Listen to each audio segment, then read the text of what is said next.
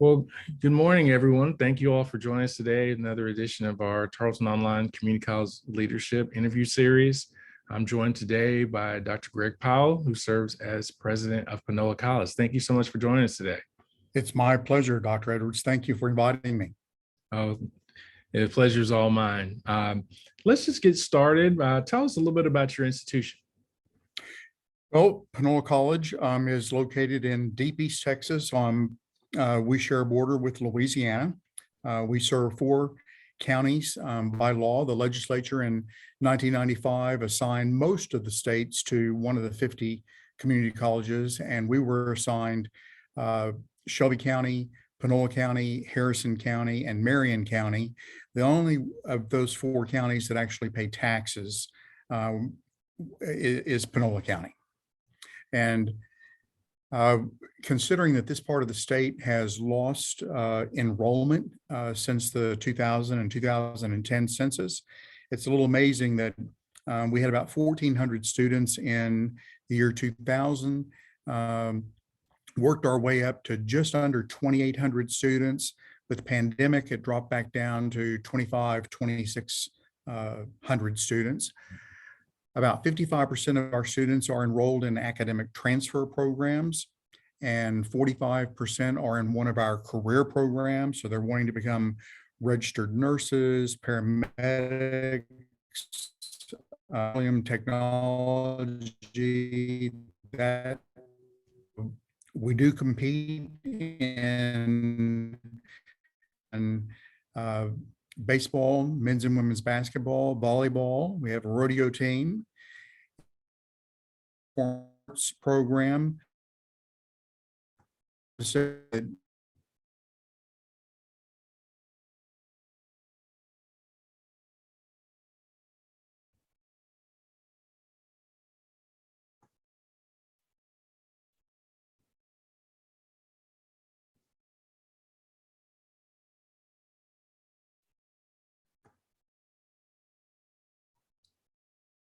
All right. Can you hear me?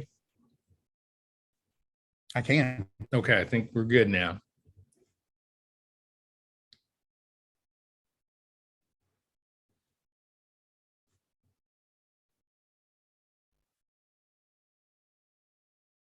Were you able to get I was able to hear most of it.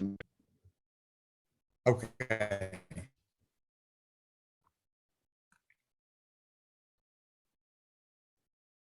So next question is, tell me about your role as president.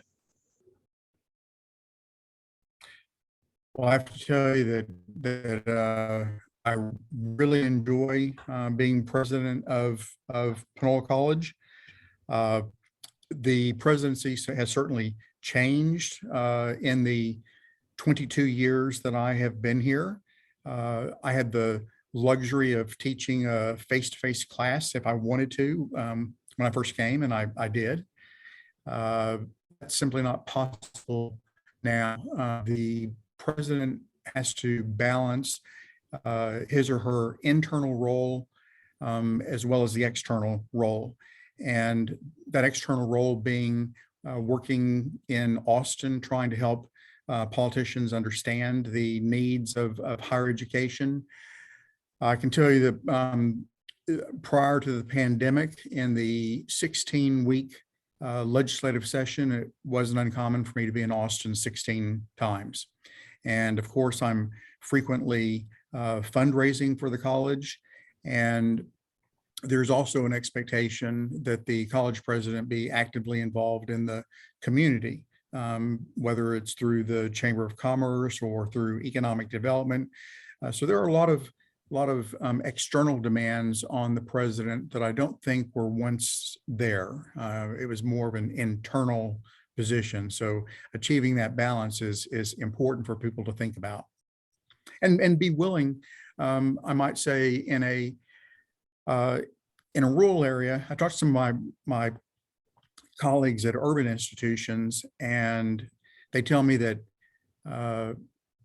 there's not an expectation that they attend, say, dinner theater or choir performances or band performances. There's always, maybe there's an assumption that they have somewhere else to be. And that's very much an expectation that people have in a rule setting. I know that when I go to the grocery store or various places in town, that people are going to stop me and they're going to want to talk about the college, and they're going to usually want to say very nice things. And I have urban presidents who say, number one, they don't get recognized, and number two, people will just stop me and tell me how they love the landscaping at the college.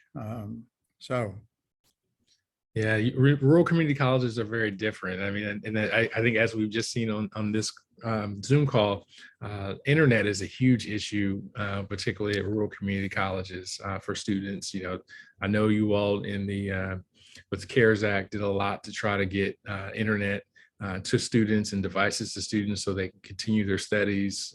So big issue.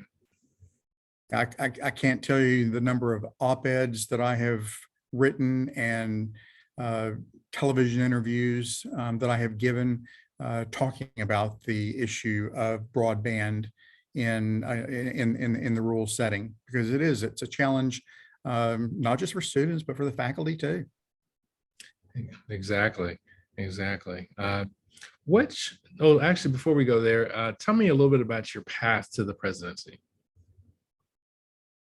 Well, on a very traditional path, you find people from a variety of backgrounds entering the presidency now, but mine was my first teaching job was at Texas State University, at that time, Southwest Texas State in San Marcos. I taught adjunct for a number of summers at Del Mar College in Corpus Christi. And I spent 12 years at Kilgore College as a government instructor, as a department chair, as a division director, as a dean. And at the end of that 12-year period, my family and I moved to Georgia, where I served as vice president for academic affairs. Really enjoyed the time in Georgia. But when I had two presidents call me and say, "Hey, Greg, there's a job opening at Panola. The president's retiring, and I know you have a lot of family in East Texas. You ought to apply for the position." And I was incredibly fortunate at the age of 39 to be appointed president of Panola College. But that very traditional route of an instructor through the academic ranks into the presidency. Interesting. You'll find more people now coming from fundraising and student services and attorneys, politicians. Yeah, given all of the community stakeholder engagement pieces, I can see why some of these other role pathways are starting to pop up now. So I'll tell you that it differs from state to state. I still have a good many friends in Georgia, and they have a single board of regents for the university system. And so everyone follows essentially the same practices. And there's still, it doesn't matter if you're at the smallest two-year college or if you're at the University of Georgia, the rules for academic rank, the rules for tenure are the same, the rules for selecting a president, and the faculty play the largest role on those committees. So I think that you'll find in a state like Georgia, most of your presidents are still going to come from that traditional background that most of us think about. So based on that, I'm going to ask you a question about financial management and kind of what are some things college presidents need to know about that, and then maybe how has that differed, across state lines? Well, the best advice I ever received was from one of my mentors, Dr. Peggy Coughlin. She was the first woman to ever earn a doctorate from Texas A&M College Station. Wow. And she was also the vice president for instruction at Kilgore College. And as I was leaving to go to Georgia, she said, "Greg, when you get to Georgia, you need to go to the chief financial officer's office and tell him that you need him to hold your hand, that you need to learn as much as you can uh, about the budgeting process. There are really two pieces there. One, budget, but you have to look at where the various sources of revenue come from. So I had to rely on the president to help teach me how to work the Capitol and explain the needs and work with the staff as well as the elected officials. But really, that was the best advice, working with the chief financial officer, helping to build the budget every year. I can tell you that every single month, when the monthly financial statements are prepared by our controller and by our chief financial officer, I get out 2 to 3 years worth of statements, and I compare them and I look for anomalies, and I'm just line by line go down and look at it. So I think that it was good advice, and I do think that a president needs to keep his or her eyes on the budget. I know that with my own board of trustees, the two things that they are most concerned about are what is the financial condition of the college, and are we following board policy? And other than that, they repeatedly tell me that they hired me to run the college. But those are the two items that they stress, that they want me to keep them informed about. Right. And are there particular financial ratios or things that are, like if there were 2 or 3 ratios that you're like, you really need to know these numbers, what would those numbers be? Well, I mean, in simplest terms, it is just looking at your expenditures and your revenue, and every month make sure that you are hitting those targets, knowing that when you're with some of those categories like property taxes, you're not going to be receiving many property taxes in September or October, but certainly by January, you better be hitting your budgeted numbers. I will tell you that, and there's no magic in this, but with tuition and fees, I always assume they're going to have a 5% decline in enrollment, and that has never happened, but just to be on the safe side, we do that. And there may be a report that some of your students would like to look up. It's called the Financial Condition Analysis of Community Colleges, and it's prepared by the Texas Higher Education Coordinating Board, and they look at the 50 community colleges on a number of factors, like how much do you have in reserves? At one time, the state recommended that you kept 3.6 months worth of reserves in the bank, just in case something were to happen. I don't think that's an official recommendation now, but Panola College still follows that. We always make sure that we have that minimum. Yeah, I believe you all typically when they sort of measure or rank a lot of these community colleges for, I guess, financial stewardship, Panola College generally comes out among the leaders in that. Am I correct in that? We were very pleased to see this year when they look at these 7 or so factors, and then they come up with a composite index, kind of the average score. They ranked us number 1 among the 50 community colleges, and we historically have been in the top 5 in more recent years. That has not always been the case. Well, that is certainly a testament to the work that you all are doing. So that is given all of the constraints that community colleges are facing, that's really outstanding. You mentioned briefly, what the board hired you to do.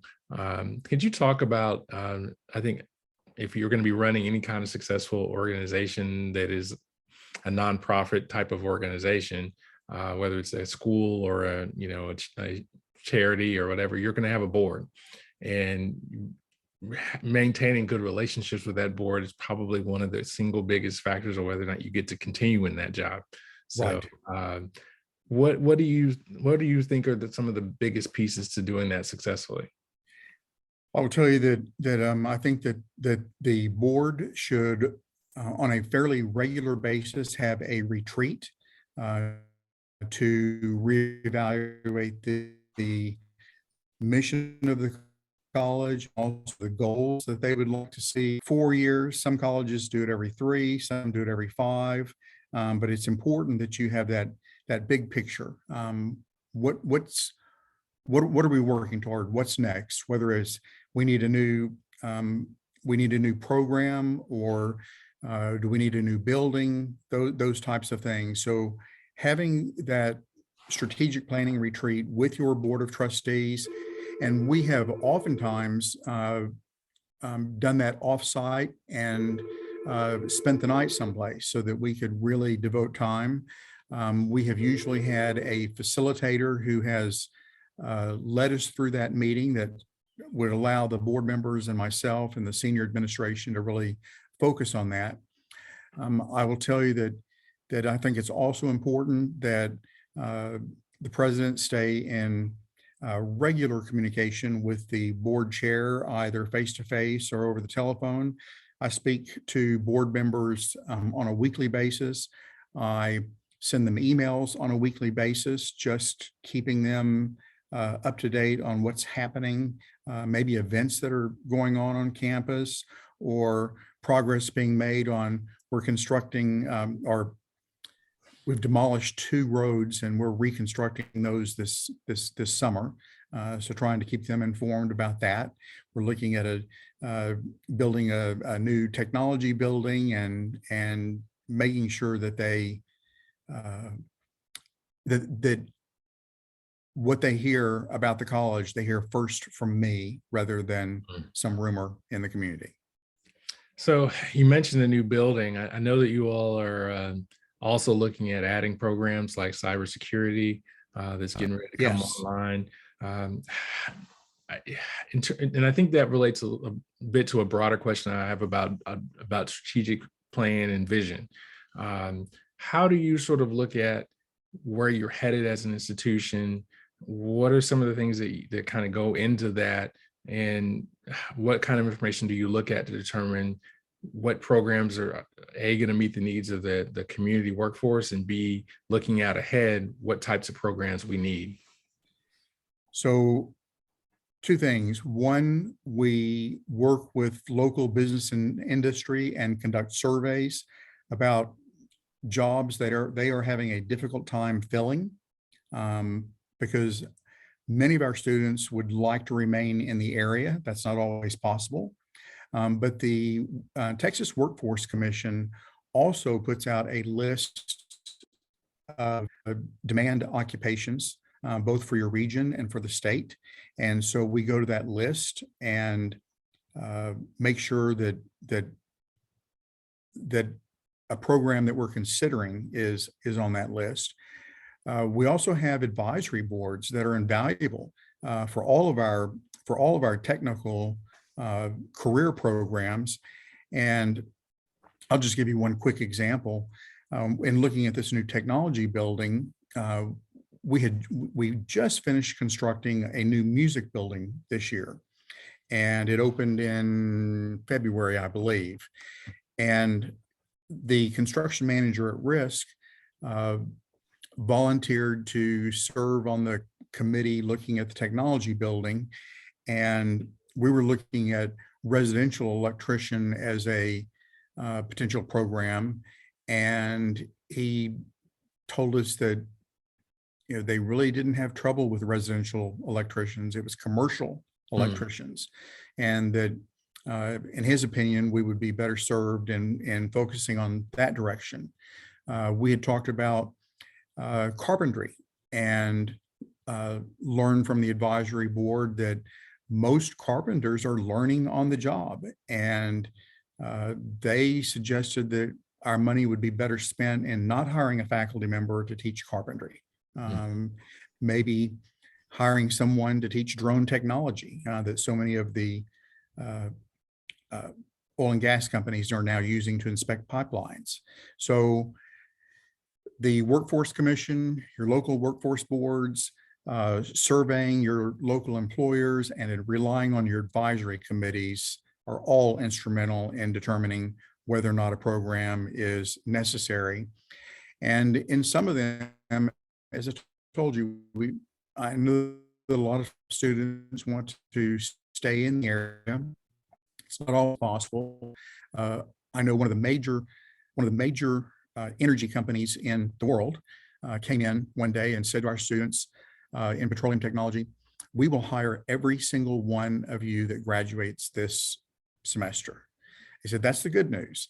And of course, they pitched the fact that they were a great international company and all the benefits.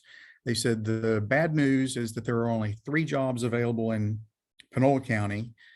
So you're probably going to have to move to the Permian Basin or maybe North Dakota, and there may be several moves as you work your way up the ladder. Mhm. And so we always want to be upfront with our students too, that sure, you may make $150,000 your first year, but you're going to work hard, and it may not be close to family.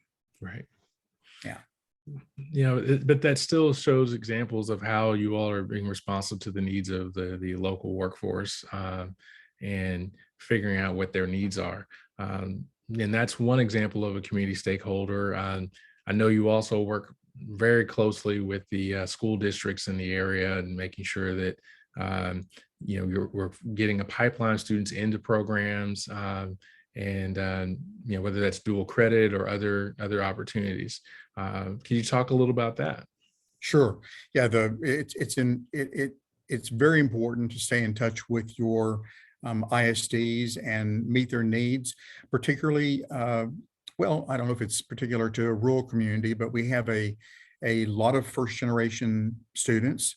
So we travel to many of these ISDs and talk to the students, help them fill out the FAFSA to determine whether or not they're eligible for Pell, help them actually apply for admission and register if they need that assistance. We have a mobile lab that we take around to show people various equipment that we have. There's so much in the way of simulation now, whether it's if simulation welders. I know that we have, and Dr. Edwards, I believe you may have worked on the synthetic cadaver Correct. that we have here as well. And I think that while it's primarily used by anatomy and physiology, it is for the benefit of our health sciences programs, because those students end up going into occupational therapy assistant or nursing. But there's that cool factor for the high schools, and to bring Very them on much so. campus and give them tours. Yes. Yeah, I mean, it's a great tool, and we worked very closely with nursing and occupational therapy to make sure that we had a schedule that we could all use it. And but definitely, it's if you need to know muscles for occupational therapy, that was one of the best ways to learn about it. So, but that Well, and if you are a first generation student, you probably don't know the difference between a physical therapist assistant and an occupational therapy assistant. So getting those students on campus, giving them tours. We have 2 programs at Panola College. One is called Man Enough, where we're trying to recruit men into the healthcare industry. And then we have a Women in Energy program, where we have panels of women from energy companies that come in and talk to local high school female students to let them know that there are plenty of jobs for women. It is not just an industry that employs only men. It's been very that's successful. powerful. I think we haven't really talked so much about who community college students are, but community college, for many of our students, is it's a game changer for them and their families. I mean, if you look at what they're able to do when they finish and what they're able to earn, it's just an exponential type of return on investment. Sure, it's life-changing. Mhm. So, what should aspiring community college presidents know about legislative affairs? I know you mentioned you spend, during the session, you spend a lot, and I know we're getting ready to go into one in a few months, right? So, what should community college Right. presidents know? Okay, I think that it's important that the presidents be respectful of the elected officials' time. So if you share an elected representative with another college, I think that it's considerate to try to meet all together with that elected representative, whether it's in his or her home district or down in Austin. I think that it's important that you have your elected officials' cell phone number in your list of contacts and that they have your number. Same thing with the staff. Many times, especially when the legislature's in session, you'll be working with the staff rather than the elected official.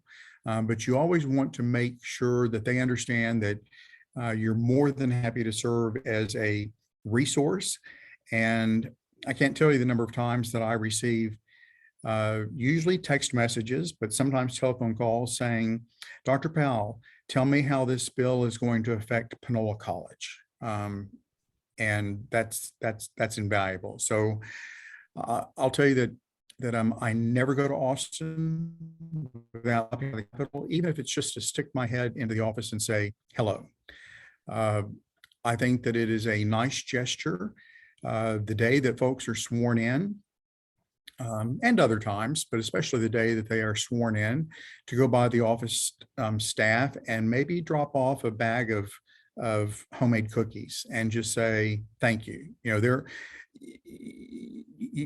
you or maybe a photograph of your college, but food is always popular. And I'm not talking about something extravagant. Just as I said, make a couple of dozen homemade cookies and tell them how much you appreciate them. Right. Relationships. A lot of things come down to Relationships, Yeah. exactly. So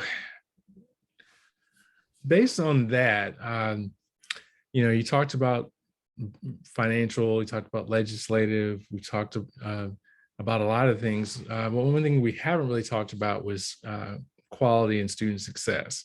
I know one of the things we talk about strategic planning, but I know a lot of institutions of higher education have to do quality enhancement plans and figure out, ultimately, what are we going to do, not just at our main campus, but our satellite campuses, to make sure students finish at a higher rate than they did before, and addressing barriers and things like that. Could you talk a little bit about your institution's work in that and kind of, what's come out of that? We are part of the Pathways progress. We are reducing the number of hours that students take in order to earn a degree. We have been successful in reducing the time to a degree. It is a work in progress that we will probably continue forever. There are barriers that people don't think about. We have a feed the need closet here at Panola College, and not uncommon at other institutions too. But it's a pantry that has food and sanitary products, toothpaste, shaving cream, just those types of things that folks might need. I know I was shocked a few years ago, pre-pandemic, to learn that we had 3 students that were living in their cars on campus, and they just didn't have the resources to live anywhere else. And I will tell you that every single restroom on our campus has a box with toothbrushes and toothpaste and deodorant. So if students don't want to go to the food pantry, they can just go into the restroom, pick those up, and no questions asked. We also have emergency funding available for students, and we do that in the form of Walmart gift cards, because we think that you can't buy alcohol or tobacco with a Walmart gift card, but pretty much everything else. And we have been giving away gift cards in the range of anywhere from $50 to $300 quite a few this summer because of the and late spring because of the increased cost of gasoline. You think about all of your health sciences. We have 7 health sciences programs, but those registered nursing students, the vocational nursing students, all have to drive to clinicals.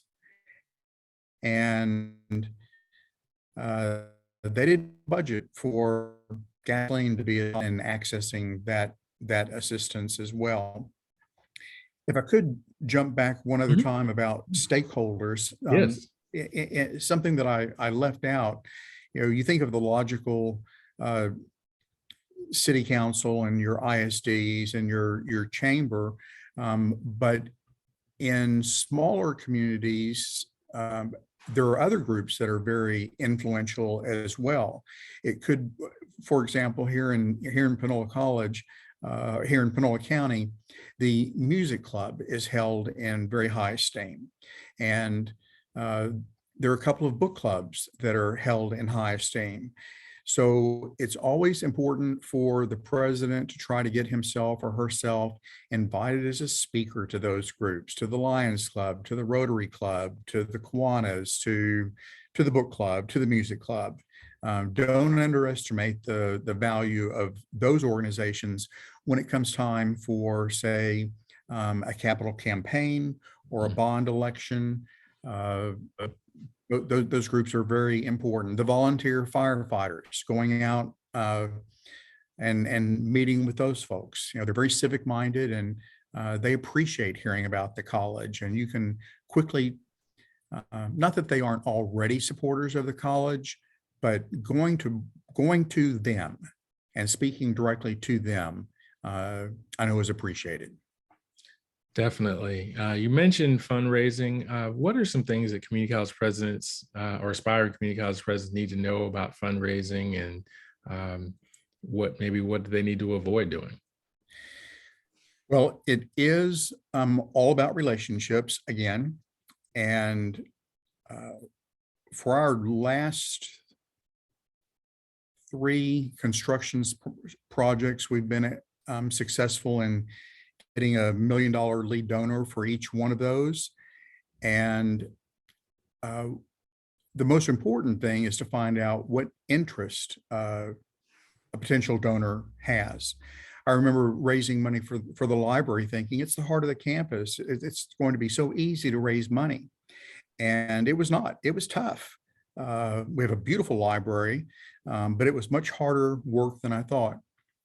When some of the people in the community approached me about a rodeo team, I said, don't know about spending money on rodeo team. And it was, well, what if we raise the money? And I went to that fundraiser, and I only knew about 25% of the people there. And they raised a lot of money to start that rodeo program. So usually we will have several projects that we can offer people and see if any of those projects interest someone. And that rodeo And team has been pretty successful, so I think that's been pretty good investment. that's right. That's right. And then I am currently not in my capacity as president of the college, but just as Greg Powell. I am chairing the Junior and Community College Political Action Committee for the state of Texas. Wow. And we ask college presidents to volunteer on their own time, using their own money and no college resources, to raise money that we can then in turn make political donations to important elected officials, maybe officials that serve on the Senate Finance Committee or the House Appropriations Committee. And we identify those individuals, and I may get a telephone call saying, hey, Greg, can you get a check to so-and-so? But I do want to stress that no college resources are used for that. I use my own stationery, buy my own stamps. It's all done on my own time. Mhm. But it's important, the Junior and Community College Political Action Committee. And honored to have been asked to serve as the chair of that this year. So, so where do you go to maybe, I mean, you mentioned some of these different groups that you're a part of, but I mean, you're obviously, you know a lot about running, the community college, but are there places that you would recommend, organizations that you would recommend people be a part of if they're wanting to grow in this space professionally? Probably the best is the American Association of Community Colleges. It's an expensive organization, but it is well worth the money. Not a week goes by that I don't read the Chronicle of Higher Education. And then you will also find that presidents tend to be incredibly generous with their time. I know as a brand new president, I traveled to 3 colleges that I consider to be well run, and the presidents got their senior staff together and devoted an entire day to giving me tours of their campus, having lunch, just talking about what had worked for them, what hadn't worked for them. But in terms of official organizations, I'd start off. I mentioned the Texas, I've neglected to mention TCCTA. I've been a member of TCCTA since 1984, so that is a great place to start. They have a program called Leading from the Middle, so I think that that's also a good pathway. But if it's within your professional development budget to attend the American Association of Community Colleges National Convention, I highly recommend that. That's great. That's great. And I know you, as an institution, have for a long time supported your faculty in attending that TCCTA conference for professional development. So. I think that for many years, we were the only college that paid the membership fee. And we're increasing our support this year for faculty to attend that conference. That's great because the faculty and staff are the lifeblood of the institution. But ultimately, those faculty have to make sure students are being successful. So investing in their development is a great, I think, aspect of leadership in terms of supporting your people. I think that's another good part of leadership. Let me mention another organization, if you can get involved with it too, is the Commission on Colleges, the Southern Association of Colleges and Schools. They will evaluate your campus every 10 years and decide on your accreditation status. And if you can attend their annual convention and volunteer to serve as on a committee, but either an offsite committee or an on-site committee. I've done both of those. I went through their chair training as well. And I can tell you that every college that I have served on the review committee, on-site as well as off-site, I have found things that I didn't want to do at Panola, but more often I have found things that I've said, we could do that at Panola. That's a good idea. Well, thank you so much for spending a little time with us today. I know you're extremely busy, and like you said, you were extremely generous with your time, and we appreciate you. Thank you. Is there anything that you would like to share you haven't had an opportunity to share? You covered the bases. I will, and did a good job. I think that the two things that are probably most ignored, at least when I went through my program for higher education, was working with politicians and the fundraising aspect. And those are, they take a considerable amount of time. So I think that's important, that aspiring presidents really focus on finance and working with the legislature. Well, thank you so much for that. And we appreciate you. Again, thank you all so much for joining us today. It's been another edition of Charleston Online's Community College Leadership Interview Series. Thank you all so much, and we'll see you on the next episode. Thank you, Dr. Powell. Thank you, Dr. Edwards. Good seeing you. You too. Take care.